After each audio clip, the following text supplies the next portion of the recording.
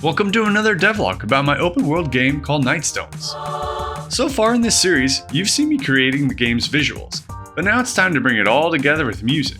Sound design is a massively important element in any game, but I believe it's even more critical for story-driven games like Nightstones, as music sets the mood of the scene. I'm a massive fan of video game soundtracks, and it's not uncommon for me to program while listening to great soundtracks from Final Fantasy, Legend of Zelda, and Kingdom Hearts. It's always been a dream of mine to have a custom soundtrack in one of my own games, so I gave my 2-year-old son a tryout. Whoa, faster? Well, that was an adorable attempt, little man, but I think players are going to want a little more than key mashing.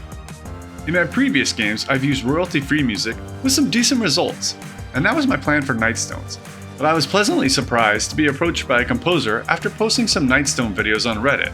This was back before Reddit was filled with nothing but sexy photos of Jon Oster. And in one of the greatest internet coincidences of all time, this composer happened to live 15 minutes from me. I'd like to introduce you guys to Jon, the composer of Nightstones and co-host of this episode.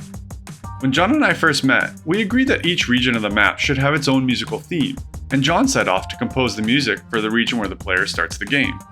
That same day, Jon had composed a simple, catchy piano theme that captured the mood of the game perfectly.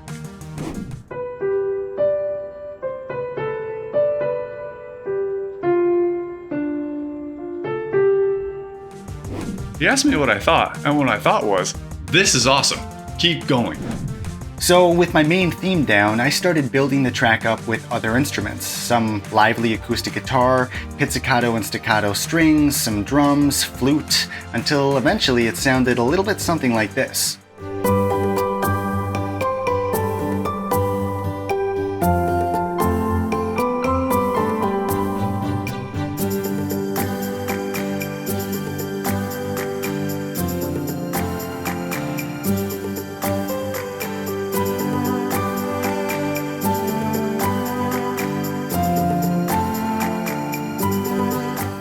Now I needed to add some sound effects, but before I show you how I did this, I wanted to thank everyone for the overwhelming support in creating Nightstone's cover art from the last episode. The Steam page is already better at getting wishlist thanks to Rusty from Australia, who created this amazing piece within hours of the episode airing. I look forward to showing off some more amazing art in the next devlog. If you can't wait, some artists are posting their updates to the fan art channel on Discord. Adding sound effects meant doing things like downloading the sounds I wanted from places like Audio Jungle and Wow Sounds, creating animation events so I could play footsteps at the right time, and writing code to detect the distance of the closest waterfall so I can set the waterfall's volume. This leads me to my nerd topic of the day called the inverse square law. Intuitionally, you'd expect sound volume to decrease linearly with distance. Like if you were standing 5 meters from this waterfall. Yes, I'm American where everyone hates meters, but I'm also an engineer, so it's the metric system or bus for me. Anyway, say you were standing 5 meters from a waterfall and then moved 10 meters away. You'd probably expect the waterfall volume to decrease by 50%. But if I programmed it that way, it wouldn't feel right to you as the player, because that's not how you experience sound in the real world. In the real world, sound travels outward in a spherical shape, not a straight line. This is where the square of the inverse square law comes from.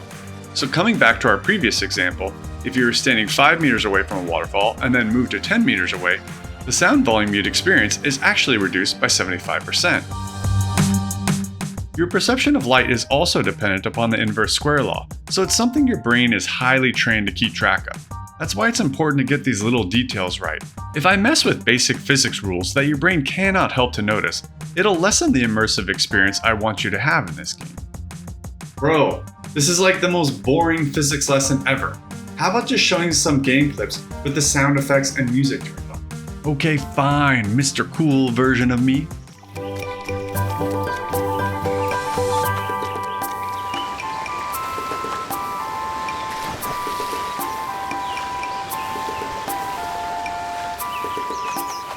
I was blown away by how much more immersive the game was with the soundtrack tailored specifically for it. Then I went to this Nightstone, changed the world from day to night, and...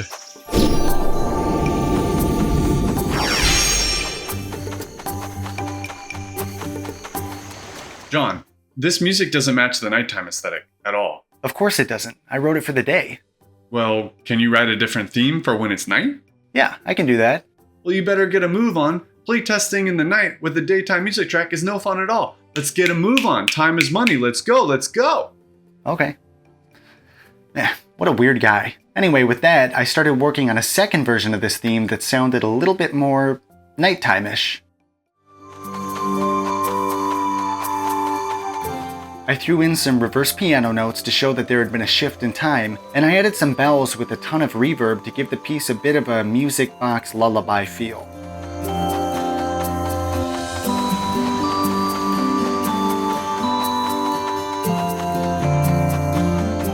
But of course, there's a lot of exciting exploration that the player will be doing in the nighttime as well, so the music should reflect that. I found this cool synthetic humming instrument, yes, that's the best way I can describe it,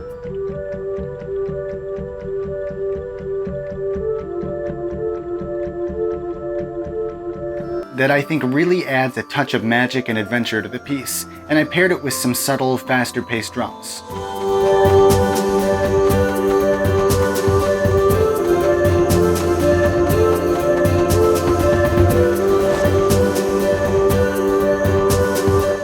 Thanks, Jon. You've added some amazing polish to Nightstones and I love you, but only as a friend. So now this region has its own daytime track and a nighttime track, and Jon is working to create unique and amazing music for each region of the Nightstones world. Say you enter the cavern I showed you in the last episode, and you may hear something like this.